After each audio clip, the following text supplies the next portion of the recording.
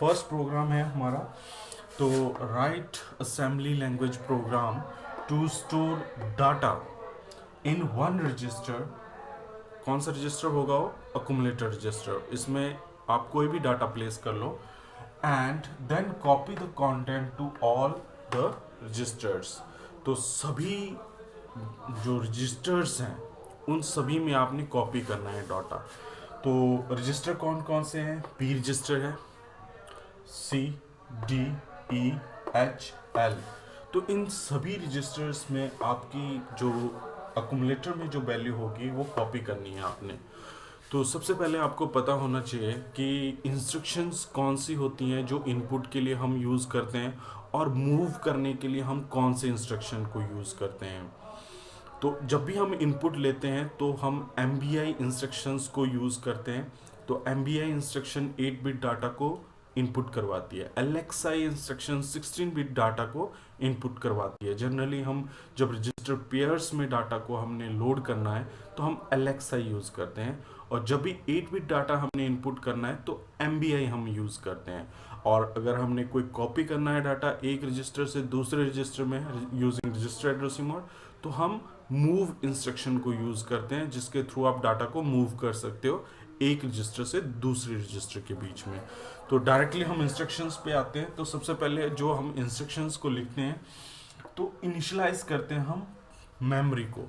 तो जब भी आप कोई प्रोग्राम लिखोगे तो फर्स्ट मेमोरी लोकेशंस को आपने इनिशियलाइज करना पड़ेगा। जो भी आपकी किट होगी उस पर आप रीसेट करोगे, सेट करोगे, मेमोरी लोकेशन 8000 आप प्लेस करोगे, नेक्स्ट करोगे। नेक्स्ट करने के बाद जो भी डाटा है या जो भी आपका प्रोग्राम का ऑप कोड है वो आप प्लेस करोगे। तो जो आपका प्रोग्राम है, आपका प्रोग्राम सिंपल ये रिप्रेजेंट करता है प्रोग्राम को, मगर हम ये जो न्यूमेनिक्स हैं इनको हम डायरेक्टली प्लेस नहीं कर सकते हैं। इनके अलावा हम हेक्साडेसिमल कोड्स को हम किट के ऊपर प्लेस करते हैं, या जो भी हमारा सिमुलेटर है उसके ऊपर प्लेस करते हैं। तो इन हेक्साडेसिमल कोड को क्यों हम प्लेस करते हैं? क्योंकि जब भी हम 808 माइक्रो प्रोसेसर में हम इनपुट करेंगे तो जो सिमुलेटर होगा या किट होगी वो रीड करेगी हेक्साडेसिमल कोड ओनली। एमबीआई ए का एक ऑप कोड होगा, इसको हम हेक्सा में रिप्रेजेंट करते हैं 3E। 3E को हम इनपुट करेंगे 8000 मेमोरी लोकेशन के ऊपर। 8001 मेमोरी लोकेशन में हम 32 को प्लेस करेंगे। अब ऐसा क्यों है? आपकी MBI A32 हैक्स कितने बाइट इंस्ट्रक्शन है? 2 बाइट इंस्ट्रक्शन है। और ये जो मेमोरी लोकेशन है 8000, ये कितने बाइट स्टोर करती है? 1 बाइट स्टोर करती है।